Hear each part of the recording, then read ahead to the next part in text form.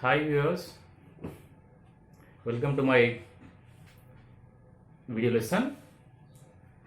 Myself, I am Govardhanankam, working as Assistant Professor of Commerce,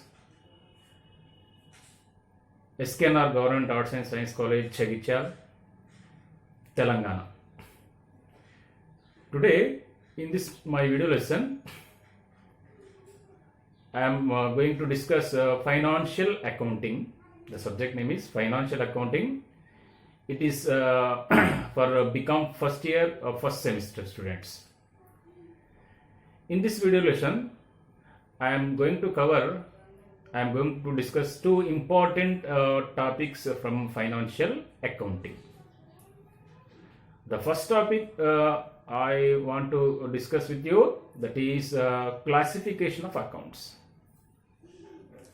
Classification accounts and the accounting rules. Then, and also I want to discuss one more important topic, that is journal. In this topic we are going to learn what is journal, the proforma of journal, and the process of journalizing, and the points to be noted while preparing journal. These are the items we are going to learn from this video lesson. Let us first try to understand what is account and what are the classifications of accounts. Account. An account is a summary of the record of all the transactions relating to a person, a asset, or an expenditure, or a gain. Account has two sides. An account has two sides, left side and right side.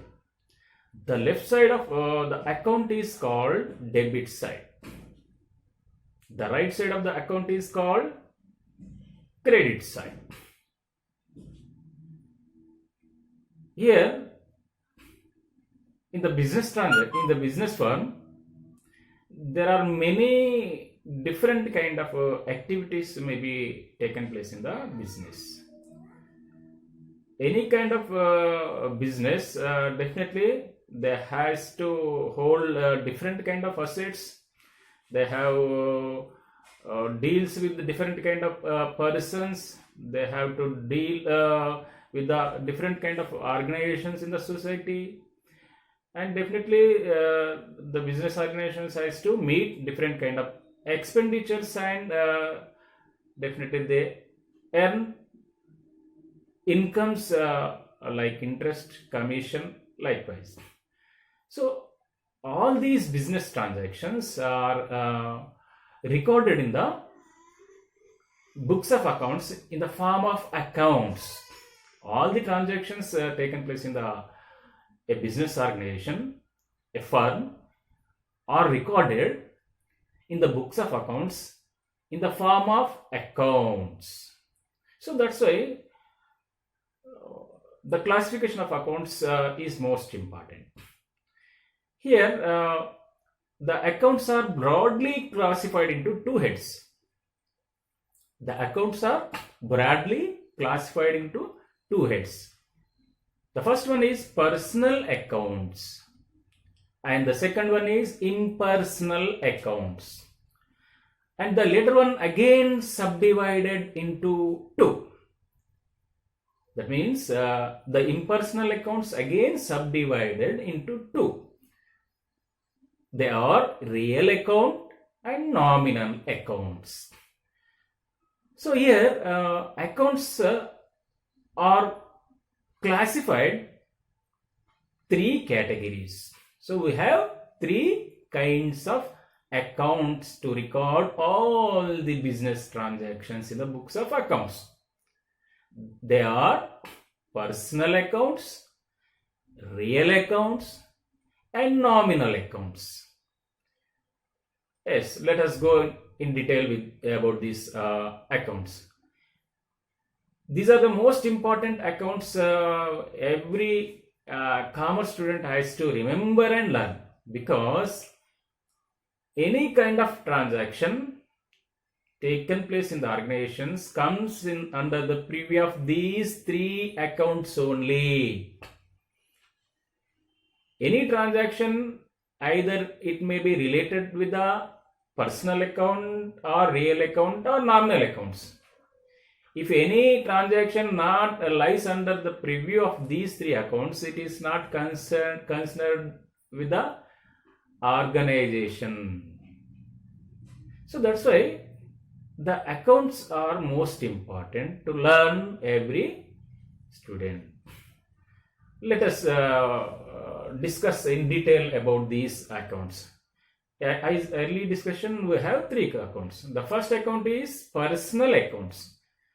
Yes, definitely the personal account is meant for record the transactions which the organization deals with the persons. Personal account is meant for record of transactions dealt with the different kind of persons by the organization. So any transaction carries with any organization or a person are recorded under personal account. In simple sense, personal accounts deals the transactions of persons. Here, personal accounts again divided into, actually it is not division, but the personal accounts includes or classified accounts of natural persons. Personal accounts may be regarding to a natural person. Accounts of natural persons such as Ram account, Lakshman account, Lakshmi account, Naren account, T2 account, Vinnu account, like this. These are the natural persons, and the person account also covers the accounts of artificial persons. Artificial persons means the person or the organization treated as in the court of law as a person. For example, State Bank of India account, Telangana State Corporation account. So these are the artificial personal accounts. And one more category in the personal account, that is representative personal accounts, such as outstanding expenditures to be paid or prepaid insurance. These accounts are treated as representative personal accounts.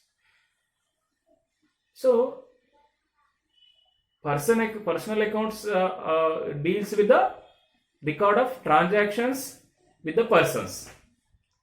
Any transactions went with the persons in the organizations are recorded under personal accounts. Then the second one is, that is real account. The real account is also called as asset account. The real account relating to record the transactions of properties or assets in the organization. So that's why the real account is called as asset account. So in real account, yes, real account is concerned with recording the transactions dealt with the different kind of assets. Here assets may be tangible assets or intangible assets. So real account includes transactions of tangible assets like buildings, furniture, cash, stock in trade. Likewise, intangible assets mean like goodwill, copyrights, etc. So real accounts deals with the record of transactions of tangible assets as well as intangible assets also. Then the third account, that is nominal account.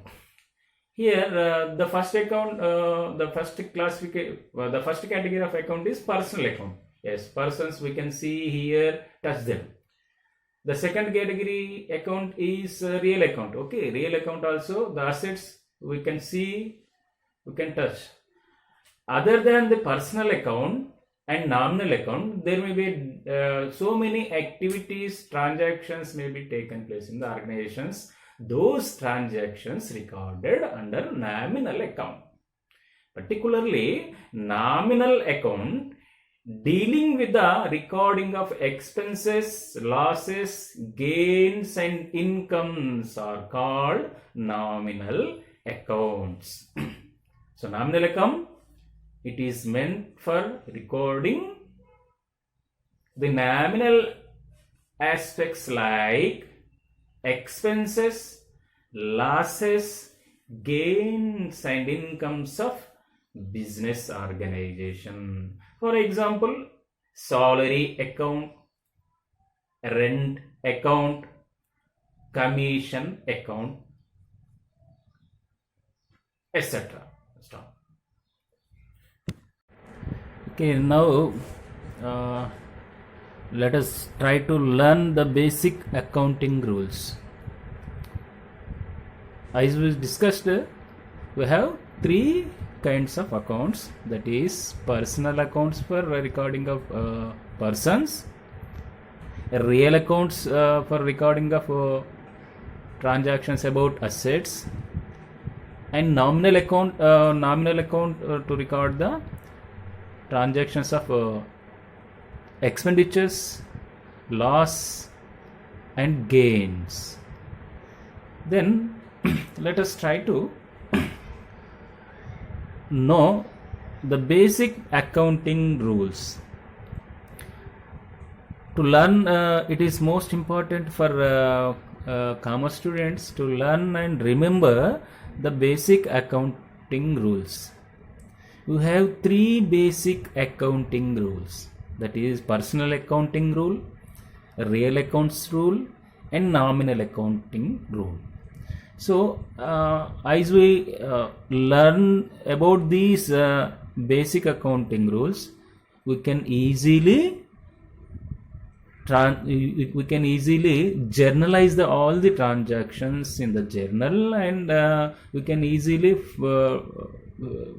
able to prepare further books of accounts like ledger, trial balance and final accounts also. So that's why most of the students are facing problem to the process of journalizing. So to overcome this problem, every student must remember these three accounting rules. Every student must has memorize these three accounting rules. Yes, let us try to understand. Let us try to understand these three accounting rules.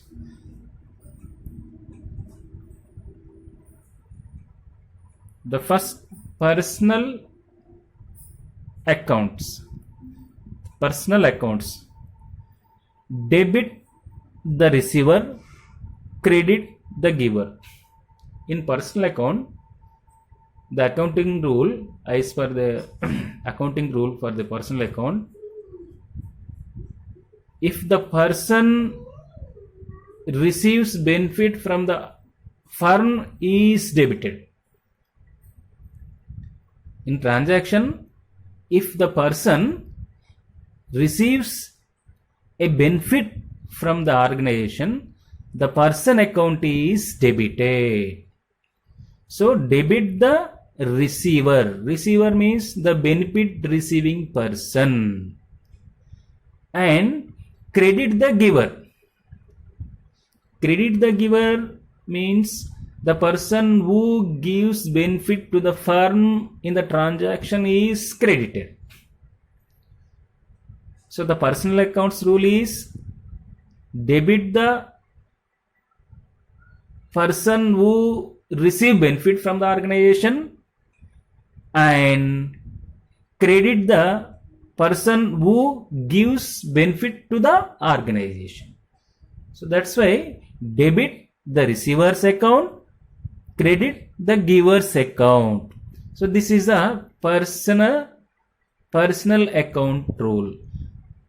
To remember the personal account rule, it is simple. We must concentrate the person is receiving benefit from us. Us means firm. If the person receiving any benefit from firm, his person account is debited. If the person gives any benefit to the firm, that person account is credited. So record the while going to debit or credit the person account, you concentrate whether he is receiving benefit or giving benefit to the firm. If he receives benefit from a firm, you simply debit that person account. If the person giving benefit to the firm, you simply credit in that transaction the person account. And the second account, that is real account. That is real account. As we discussed earlier, real account also known as asset account. Real account also known as asset account. So real accounts deals with the record of transactions of different kind of assets in the firm. What is the principle of real account is debit what comes in. Debit what comes in and credit was what goes out. Yes, the real account, it is concerned with the assets. So in another way, what asset comes in the firm is debited. In the transaction, any asset comes into the firm, the asset account is debited. What asset goes out from the firm is credited. In the given transaction, if the asset going out from the firm, then the asset account is credited. It is simple to remember the real account rule. You focus on movement of asset. If the asset in the transaction, if the asset comes in the organization or firm, you simply debit. If the asset going outside of the firm, you simply credit. So what asset comes in the firm is debited and what asset going out from the firm is credited. This is principle of real account. Then the third account, that is nominal account. So nominal account, it deals with the aspects like incomes, gains, expenditures and losses.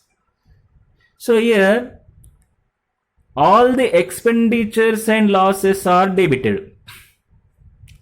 All the expenditures and losses are debited as per nominal account rule. And all the incomes and gains of the firm are credited. It is simple to remember nominal account rule. Expenditures and losses are debited. Expenses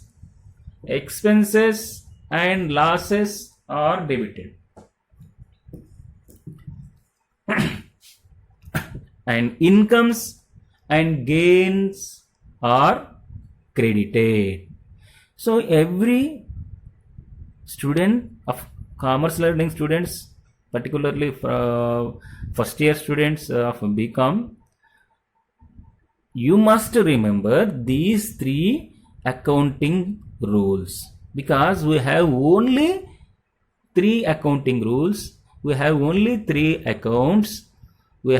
So we have to remember, we must remember these three accounting rules. If you able to remember three accounting rules, you definitely easily process all the transactions I journal entries in the journal.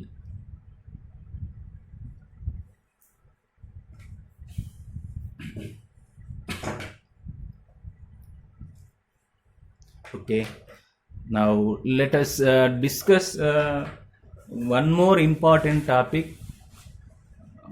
One more important topic, that is journal. Okay, let us discuss one more important topic, that is journal.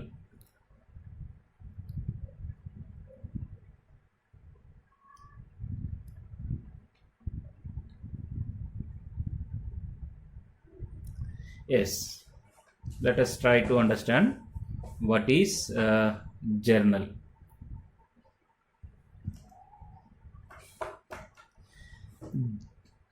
In simple sense, journal mean a day book or daily record. It is the book wherein all the transactions are first recorded in chronological order. Journal means a day book or daily record.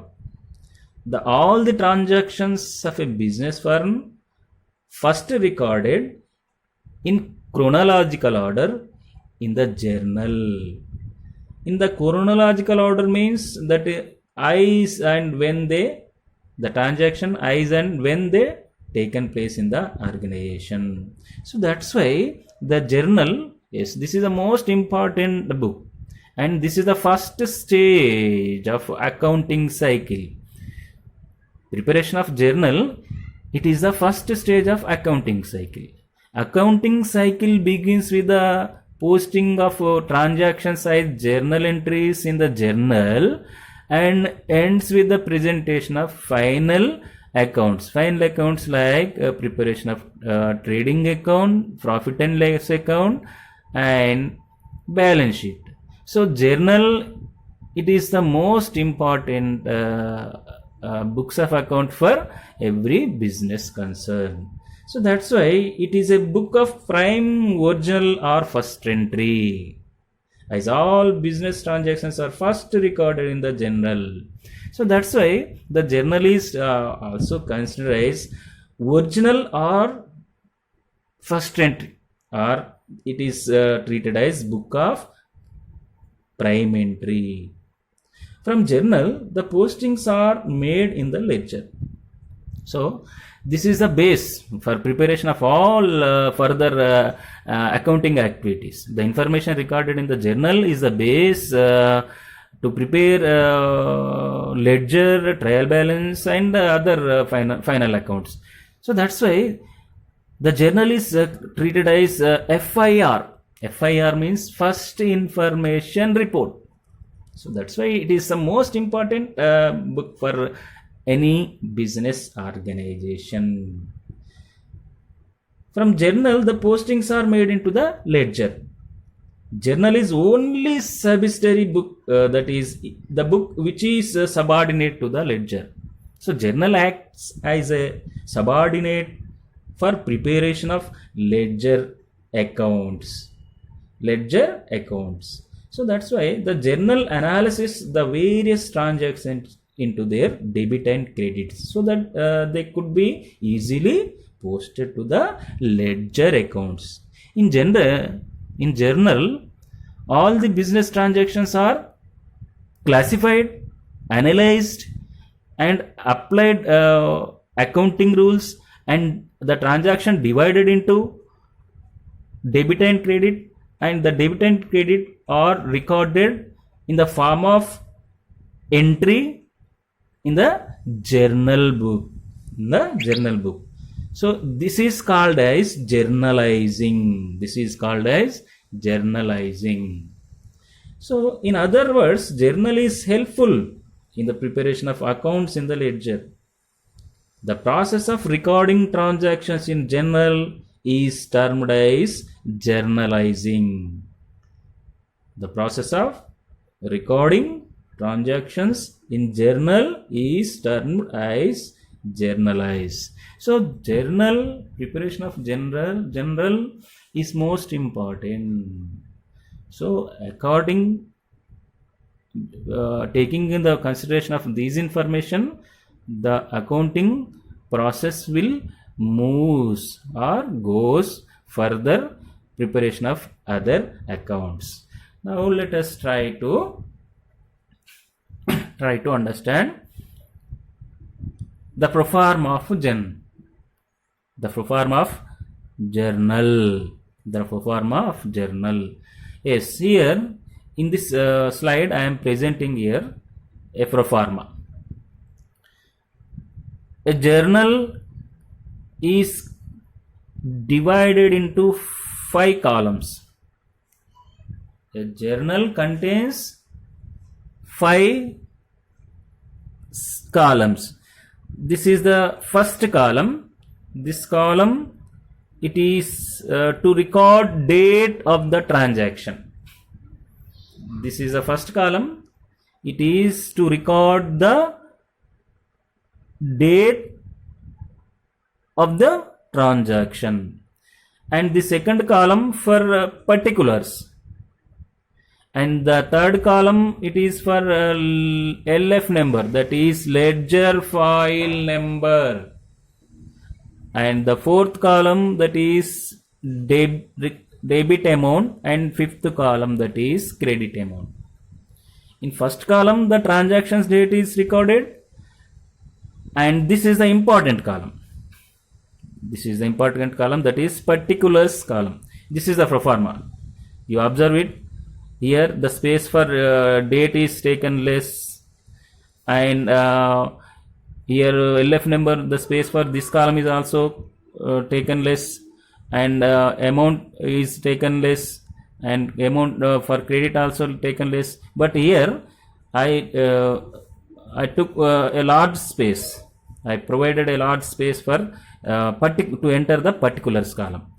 In this second column, the business transactions, the transactions particulars are recorded in the form of entry.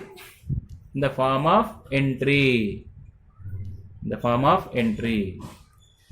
So let us watch this. In this column, actually the journal, the entry contains 3 rows. This is the first row. The journal entry consisting of 3 columns. Journal entry. This is the first column, this is second line, and this is third line. In this first line, the name of the account to be debited is recorded. The name of the account to be debited is recorded by indicating DR. So the first debit transaction or debited account is recorded from this line end, where the dates line ends. Then you start this, and the credited account is written in second row. That is, you start writing by leaving a small space here, and you begins with the credit account's name indicating 2, TO2, and you write a small narration in the brackets. The narration, it discloses why particular account is debited and why particular account is credited.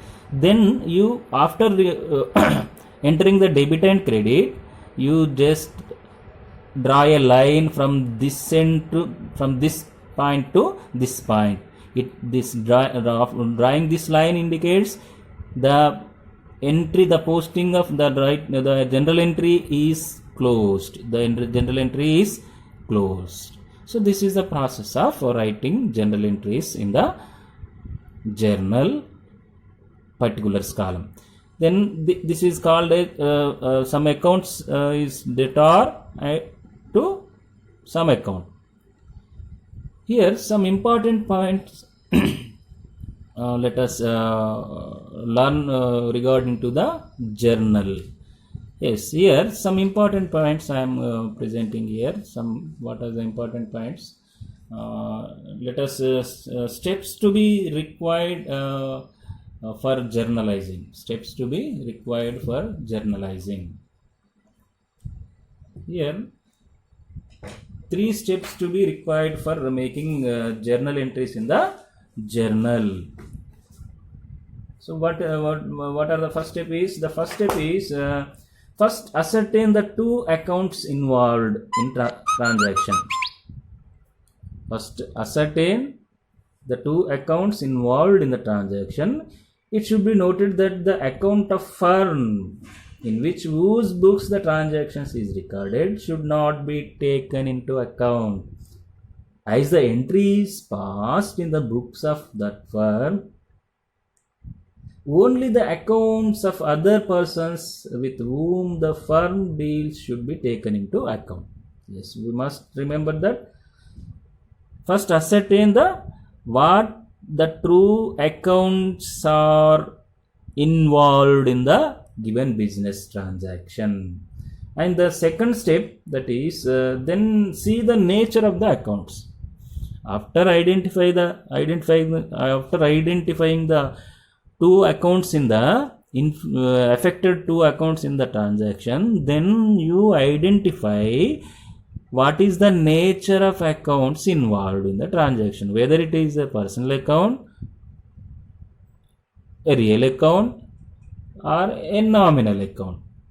And then move to third step. Then you apply the accounting rules. Then you apply the corresponding or relevant accounting rules for debit and credit. Find out which account is to be debited and which account is to be credited. If one account is debited in the transaction, the other account is credited. Both the accounts cannot be only debited or only credited. So in every transaction there must be a debit and credit. Let us first ascertain what are the accounts involved in the transactions, then what is the nature of accounts involved in the transaction, and then you apply according to the accounting rules. Then you able to find out which account is debited and which account is credited. Yes, now let us try to learn some important points to be noted at the time of preparation of journal. While preparing journal, some important points has to remember. Let us know what are the important points to be remembered. Yes, the first thing is the first point is while preparing journal, the proprietor should be treated as separate entity. Here, yes, of course, we are recording all the transactions in the name of proprietor's books, proprietor's accounts book. That's why the proprietor should be treated as separate entity. When the proprietor brings cash, stock, or any assets as investments into the business, then his capital account should be credited. If the proprietor provides different kind of assets, cash, stock as investment for the business, then the proprietor's personal account is not credited.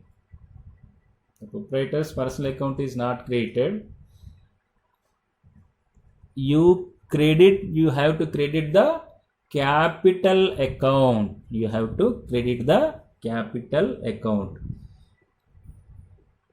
When cash, stock, etc. is withdrawn from the firm by the proprietor, if any drawings by the proprietor, you debit to the drawings account. If any stock or cash are taken from the business for the personal use by the proprietor, then the amount of taken stock or cash is debited to the drawings accounts. And yes, one important thing, that is in regarding journal entries, the goods means goods is a part of business. Goods is a main part of business. Goods kept with the business for resale to earn profit, to sell and earn the profit, For easy understanding for beginners, goods account may be used when goods accounts may be treated. Goods purchased by the firm, it is treated as purchase account. Goods may be purchased by the firm or goods may be sold by the firm. If firm purchases goods, then you treat it as purchase account, not goods account. Purchase of goods treated as purchase account, it is shows debit balance. Purchase of sales from other parties, sales to the other parties, sale of goods to the other parties by the firm, treated as sales account. Sales to the other parties, sales means sales regarding to the goods. Sale of goods is taken into consideration as sales account, it shows credit balance. Likewise, return of goods, definitely returns may be in view of returns may be against purchases and against sales. If the firm returns purchased goods, if the firm returns to the other parties the purchased goods, it is treated as purchase return account. If the firm receives or if the firm gets goods as return against sales, it is treated as sales return account. So every student must remember this. Goods means if the firm purchases, it is purchase account. The selling of goods means sales account. Then one more important point has to be remembered. Purchases or sales. Sometimes the students may be get into confusion. The transactions may be taken in cash or credit. So what transaction is treated as cash transaction or what transaction is treated as credit transaction? This may be sometimes confuse our students. So that's why whenever goods purchased for cash from a party, whenever goods purchased or goods purchased from a party, if it is not stated clearly whether it is credit transaction or cash transaction, if it is not in the transaction is not clearly stated, it is made for cash, then made for cash or credit, then you consider as it is a cash transaction, either purchases or sales. There is no clarity regarding to payment of cash or credit, then you consider as cash transaction. if name of the supplier of goods is stated in the transaction. If the name of the goods sold by the supplier is indicated in the transaction, then you should be considered as credit transactions. Either it is purchases or sales, it is not clearly stated credit or cash, then you consider it as cash. Either purchases or sales, the person's or party's name is given and not stated it is as cash transaction, then it is treated as credit transaction and the person account is affected. And one more important point, that is if purchases or sales for cash, yes, suppose we purchased rupees 1 lakh worth of goods from ABC Limited company. In this transaction, we purchased goods and we immediately made payment. Then there is no question of involving the party in the transaction. There is no question of making an account in the name of party. So then the party is ignored because it is cash transaction.